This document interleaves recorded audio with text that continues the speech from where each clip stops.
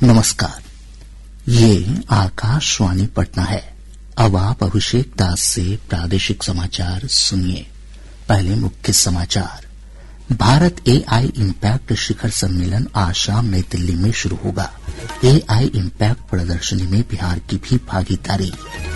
मुख्यमंत्री नीतीश कुमार आज मुख्यमंत्री महिला रोजगार योजना के तहत 25 लाख महिलाओं के बैंक खाते में 10-10 हजार रूपये की राशि अंतरित करेंगे। कटिहार जिले के कुर्सेला बाजार हाट में भीषण आग लगने से लगभग 250 दुकानें जलकर नष्ट, करोड़ों रुपए की संपत्ति का नुकसान। और आईसीसी T20 क्रिकेट विश्व कप में भारत ने पाकिस्तान को 61 रन से हराया। ईशान किशन बने मैन ऑफ द मैच। अब समाचार विस्तार से। भारत एआई इम्पैक्ट शिखर सम्मेलन आज शाम नई दिल्ली के भारत मंडपम में शुरू होगा। 5 दिन का यह सम्मेलन किसी विकासशील देश में आयोजित होने वाला पहला वैश्विक एआई शिखर सम्मेलन है। कार्यक्रम में फ्रांस, ब्राजील, नीदरलैंड, संयुक्त अरब अमीरात, मॉरिशस, श्रीलंका और भूटान समेत 20 देशों के विश्व नेता शामिल होंगे। विदेश मंत्रालय ने कहा कि 45 से अधिक देशों के मंत्री स्तरीय प्रतिनिधिमंडल शिखर सम्मेलन में शामिल होंगे। हमारे संवाददाता ने बताया कि संयुक्त राष्ट्र महासचिव और कई अंतर्राष्ट्रीय संगठनों के वरिष्ठ अधिकारी भी विचार विमर्श में भाग लेंगे। इंडिया एआई इम्पैक्ट सम्मेलन 3 मुख्य स्तंभों या सूत्रों पर आधारित है। लोग, पृथ्वी और प्रगति। ये तीनों मिलकर एआई पर वैश्विक सहयोग की दिशा तय करते हैं। सम्मेलन की चर्चाएं 7 चक्रों या कार्य समूहों में आयोजित की गई हैं। ये चक्र मानव संसाधन, समावेशन, भरोसेमंद एआई, विज्ञान, स्थिरता, एआई संसाधनों तक पहुंच और आर्थिक विकास जैसे महत्वपूर्ण क्षेत्रों पर ध्यान केंद्रित करते हैं। इस सम्मेलन में 100 से अधिक देश सक्रिय रूप से भाग ले रहे हैं और 2 लाख से ज्यादा लोगों ने ऑनलाइन पंजीकरण करवाया है। यह सम्मेलन वैश्विक एआई एजेंडा तय करने में भारत की महत्वपूर्ण भूमिका को मजबूत करता है और भारत को एआई के क्षेत्र में वैश्विक सहयोग के लिए एक प्रमुख मंच और भागीदार के रूप में स्थापित करता है। सुपर्णा सेकिया के साथ अमन यादव, आकाशवाणी समाचार, दिल्ली। प्रधानमंत्री नरेंद्र मोदी आज नई दिल्ली में इंडिया एआई इम्पैक्ट प्रदर्शनी का उद्घाटन करेंगे। 5 दिन की इस प्रदर्शनी का आयोजन इंडिया एआई इम्पैक्ट शिखर सम्मेलन के साथ किया जा रहा है। प्रदर्शनी में अंतर्राष्ट्रीय प्रतिनिधियों सहित 2.5 लाख से अधिक आगंतुकों के आने की संभावना है। एआई इम्पैक्ट प्रदर्शनी में बिहार की भी भागीदारी होगी। सूचना और प्रावैधिकी विभाग की ओर से जारी विज्ञप्ति में कहा गया है कि बिहार पेविलियन का उद्घाटन उप मुख्यमंत्री सम्राट चौधरी करेंगे। इस मौके पर केंद्रीय पंचायती राज मंत्री राजीव रंजन सिंह मुख्य अतिथि होंगे, जबकि कार्यक्रम की अध्यक्षता केंद्रीय कपड़ा मंत्री गिरिराज सिंह करेंगे। राज्य की सूचना प्रावैधिकी मंत्री श्रेयसी सिंह भी इस अवसर पर मौजूद रहेंगे। सम्मेलन में देश विदेश की एआई कंपनियों को राज्य में निवेश के लिए आकर्षित किया जाएगा। साथ ही उन्हें बिहार ग्लोबल कैपेबिलिटी सेंटर और राज्य की सेमीकंडक्टर नीति के बारे में जानकारी दी जाएगी। प्रधानमंत्री नरेंद्र मोदी ने कहा है कि भारत को सुरक्षा चुनौतियों से निपटने के लिए हर समय तैयार रहना होगा। एक समाचार एजेंसी को दिए साक्षात्कार में श्री मोदी ने कहा कि रक्षा सुधारों के 1 दशक के लाभ ऑपरेशन सिंदूर के दौरान स्पष्ट रूप से दिखाई दिए। प्रधानमंत्री ने कहा कि इस वर्ष के केंद्रीय बजट में रक्षा क्षेत्र के लिए 7,85,000 करोड़ रुपए का आवंटन किया गया है। श्री मोदी ने कहा कि यह आवंटन पिछले बजट से 15% अधिक है। प्रधानमंत्री ने कहा कि इस वर्ष का केंद्रीय बजट भारत की विकसित राष्ट्र बनने की आकांक्षा को दर्शाता है। मुख्यमंत्री नीतीश कुमार आज मुख्यमंत्री महिला रोजगार योजना के तहत 25 लाख महिलाओं के बैंक खाते में 10-10 हजार रूपये की राशि अंतरित करेंगे। पटना में आयोजित समारोह में श्री कुमार कुल 2,500 करोड़ रुपए की राशि डीबीटी के माध्यम से लाभुकों के बैंक खातों में भेजेंगे। समारोह में उप मुख्यमंत्री सम्राट चौधरी, विजय कुमार सिन्हा, मंत्री विजय कुमार चौधरी और श्रवण कुमार समेत कई गणमान्य लोग शामिल होंगे। इस दौरान जिला मुख्यालय के साथ ही पंचायत स्तर तक कार्यक्रम आयोजित किए जाएंगे।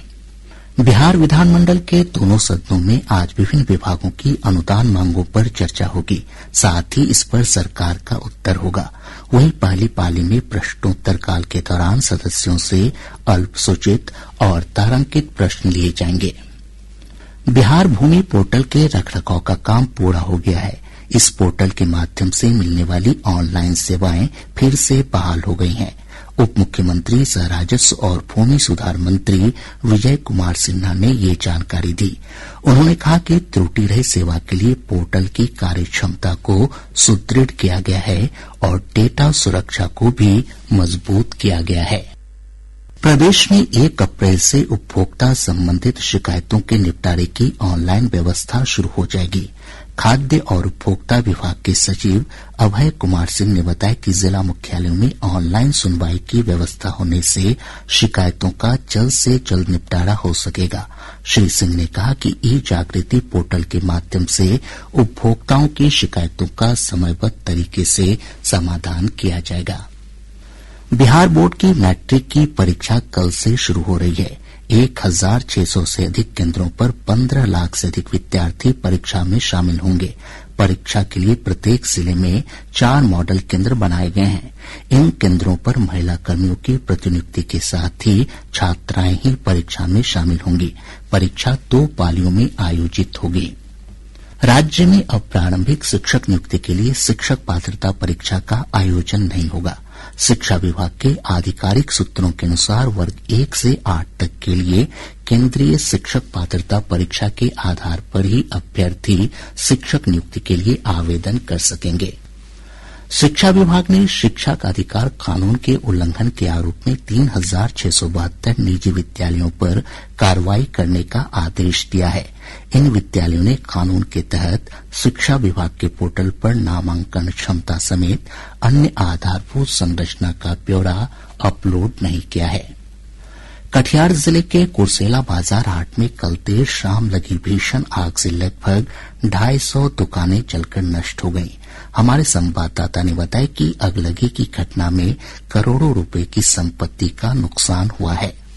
दुर्गा मंदिर के पास लगी आग से कुर्सेला बाजार का अस्तित्व लगभग समाप्त हो गया है। प्रत्यक्षदर्शियों के अनुसार आग लगते ही दुकानदार अपने अपने प्रतिष्ठानों से सामान निकालने में जुट गए। कई लोग अपनी दुकान बचाने के प्रयास में इधर उधर भागते नजर आए, जबकि जिन दुकानों में आग की लपटें पहुंच चुकी थी वे बेबस होकर सब कुछ जलते देखते रहे। घटनास्थल पर चारों ओर चीख पुकार, घने धुएं और आग की ऊंची लपटों का भयावह दृश्य बना रहा। मौके पर पहुंची दमकल की गाड़ियों को आग पर काबू पाने के लिए काफी मशक्कत करनी पड़ी। मौके पर प्रशासन और पुलिस की टीम राहत और बचाव अभियान में जुटी हुई है। प्रारंभिक जांच में रसोई गैस सिलेंडर को आग लगने का कारण बताया जा रहा है। आकाशवाणी समाचार के लिए कटिहार से कुमार मुकेश चौधरी।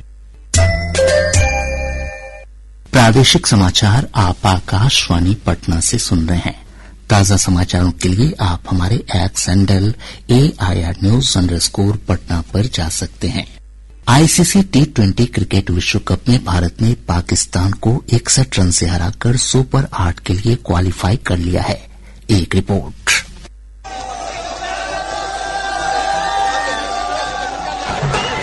इस जीत के साथ ही भारत विश्व कप में सुपर 8 में जगह बनाने वाली दूसरी टीम बन गई है। वरुण चक्रवर्ती, जसप्रीत बुमराह, अक्षर पटेल और हार्दिक पांड्या ने 2-2 विकेट हासिल किए। वहीं तिलक वर्मा और कुलदीप यादव को 1-1 विकेट मिले। लक्ष्य का पीछा करते हुए पाकिस्तान टीम की शुरुआत बेहद खराब रही। हार्दिक पांड्या ने पहले ही ओवर में सलामी बल्लेबाज साहिबजादा फरहान को 0 रन पर आउट कर दिया। जसप्रीत बुमराह ने दूसरे ओवर में 2 विकेट लेकर भारत को मजबूत बढ़त दिला दी। इससे पहले पाकिस्तान ने टॉस जीतकर पहले गेंदबाजी का विकल्प चुना। पहले बल्लेबाजी करते हुए भारत ने निर्धारित 20 ओवर में 7 विकेट पर 175 रन बनाए। ईशान किशन ने सर्वाधिक 77 रन की पारी खेलकर भारत को शानदार शुरुआत दिलाई। उन्हें प्लेयर ऑफ द मैच भी चुना गया। शिवम दुबे ने 27, तिलक वर्मा ने 25 और सूर्य कुमार यादव ने 32 रन का योगदान दिया। पाकिस्तान ने स्पिन गेंदबाजी पर काफी हद तक भरोसा किया और 18 ओवरों में 6 स्पिन गेंदबाजों को उतारा। भारत का अगला मुकाबला 18 फरवरी को नीदरलैंड से होगा। कोलंबो से अहमद मोइन फारूकी की रिपोर्ट के साथ समाचार कक्ष से आनंद पाठक। इधर विश्व कप में आज 3 मुकाबले होंगे। दिल्ली में पहला मैच अफगानिस्तान और संयुक्त अरब अमीरात के बीच सवेरे 11 बजे से खेला जाएगा। कोलकाता में एक अन्य मुकाबले में इंग्लैंड का सामना इटली से दोपहर बाद 3 बजे से होगा। श्रीलंका के पल्लेकल में ऑस्ट्रेलिया का सामना श्रीलंका से शाम 7 बजे से होगा। जमुई में आयोजित माटी का बल दंगल प्रतियोगिता में भोजपुर के चंदन पांडे ने बिहार केसरी का खिताब जीता है। फाइनल मुकाबले में उन्होंने वर्तमान बिहार केसरी शुभम कुमार को 3-2 से पराजित किया। खेल मंत्री श्रेयसी सिंह ने उन्हें 1 लाख रुपए का चेक और चांदी का गदा भेंट कर सम्मानित किया। प्रतियोगिता में दूसरे स्थान पर है कैमूर के शुभम कुमार को 50,000 रुपए तथा तीसरे स्थान पर है कैमूर के ही रूपेश कुमार सिंह को 25,000 रुपए की इनामी राशि प्रदान की गई। पटना विश्वविद्यालय छात्र संघ चुनाव के लिए नामांकन की प्रक्रिया आज से शुरू हो रही है। नामांकन के लिए विश्वविद्यालय में कुल 18 काउंटर बनाए गए हैं। सेंट्रल पैनल के सभी पदों के लिए अलग अलग काउंटर की व्यवस्था की गई है। नामांकन की अंतिम तिथि 18 फरवरी तक निर्धारित है। 19 फरवरी को नामांकन पत्रों की जांच की जाएगी और 21 फरवरी को उम्मीदवारों की अंतिम सूची जारी होगी। मतदान 28 फरवरी को होगा। केंद्रीय जांच ब्यूरो सीबीआई ने नीट छात्रा की मौत के मामले की जांच तेज कर दी है। इस सिलसिले में जांच एजेंसी की टीम ने कल मृतक छात्रा के जहानाबाद स्थित पैतृक आवास पहुंचकर विभिन्न बिंदुओं पर छानबीन की। इस दौरान टीम ने छात्रा के माता-पिता और भाई के बयान दर्ज किए। लघु जल संसाधन मंत्री डॉक्टर संतोष कुमार सुमन ने कहा कि औरंगाबाद जिले के पौराणिक धार्मिक स्थल उमगा में सभी आवश्यक पर्यटकीय सुविधाएं उपलब्ध कराई जाएंगी। मदनपुर प्रखंड के उमगा में 2 दिवसीय उमंगेश्वरी महोत्सव का उद्घाटन करते हुए उन्होंने कहा कि यहां रोप वे का निर्माण भी कराया जाएगा। रोहतास जिले के नौहट्टा प्रखंड के तिलोखर ग्राम में अमर शहीद विश्वनाथ सिंह कुशवाहा की प्रतिमा का अनावरण किया गया। कार्यक्रम में राज्यसभा सांसद और राष्ट्रीय लोक मोर्चा के अध्यक्ष उपेंद्र कुशवाहा समेत कई गणमान्य लोग शामिल हुए। रोहतास जिले की विक्रमगंज पुलिस ने अवैध रूप से शादी कराने वाले एक गिरोह का पर्दाफाश किया है। इस मामले में एक महिला समेत 4 लोगों की गिरफ्तारी हुई है। पूर्णिया जिले के चंपानगर थाना क्षेत्र से पुलिस ने एक पिकअप वाहन से 1000 लीटर से अधिक शराब के साथ एक तस्कर को गिरफ्तार किया है। मधुबनी जिले के घोघटिया थाना क्षेत्र के बसवारी गांव में पुलिस ने छापेमारी कर 57 किलो गांजा के साथ 3 तस्करों को गिरफ्तार किया। औरंगाबाद जिले के सलैया थाना क्षेत्र के पीरथो गांव के पास एक तेज रफ्तार मोटरसाइकिल अनियंत्रित होकर पेड़ से टकरा गई। इस हादसे में मोटरसाइकिल सवार 2 युवकों की मौत हो गई। इधर जमुई के चंद्रमंडी थाना क्षेत्र में एक कार के पेड़ से टकरा जाने के कारण 2 लोगों की मौत हो गई। अब पटना से प्रकाशित प्रमुख समाचार पत्रों की सुर्खियां। T20 विश्व कप में भारत की पाकिस्तान पर जीत आज के सभी समाचार पत्रों की प्रमुख सुर्खी है। हिन्दुस्तान ने लिखा है पाक को पटखनी देकर भारत सुपर 8 में। दैनिक भास्कर ने इसी खबर को सुर्खी बनाते हुए लिखा है भारत ने पाकिस्तान को 61 रन से हराया, ईशान की 50। दैनिक जागरण लिखता है 25 लाख महिलाओं को आज 10-10 हजार रुपए। प्रभात खबर ने लिखा है कागजात ठीक नहीं तो टोल प्लाजा पर कटेगा चालान। राष्ट्रीय सागर के शब्द हैं बांग्लादेश में नई सरकार के शपथ समारोह में ओम बिरला करेंगे भारत का प्रतिनिधित्व। आज अखबार समेत सभी समाचार पत्रों ने महाशिवरात्रि की खबर को सचित्र प्रकाशित किया है। और अब अंत में मुख्य समाचार एक बार फिर। भारत एआई इम्पैक्ट शिखर सम्मेलन आज शाम नई दिल्ली में शुरू होगा। एआई इम्पैक्ट प्रदर्शनी में बिहार की भी भागीदारी। मुख्यमंत्री नीतीश कुमार आज मुख्यमंत्री महिला रोजगार योजना के तहत 25 लाख महिलाओं के बैंक खाते में 10-10 हजार रुपए की राशि अंतरित करेंगे। कटिहार जिले के कुर्सेला बाजार हाट में भीषण आग लगने से लगभग 250 दुकानें जलकर नष्ट, करोड़ों रुपए की संपत्ति का नुकसान। और आईसीसी T20 क्रिकेट विश्व कप में भारत ने पाकिस्तान को 61 रन से हराया, ईशान किशन बने मैन ऑफ द मैच। इसके साथ ही आकाशवाणी पटना से प्रसारित प्रादेशिक समाचार का ये अंक समाप्त हुआ। आकाशवाणी पटना से अगला समाचार बुलेटिन दोपहर 2 बजे प्रसारित किया जाएगा। नमस्कार।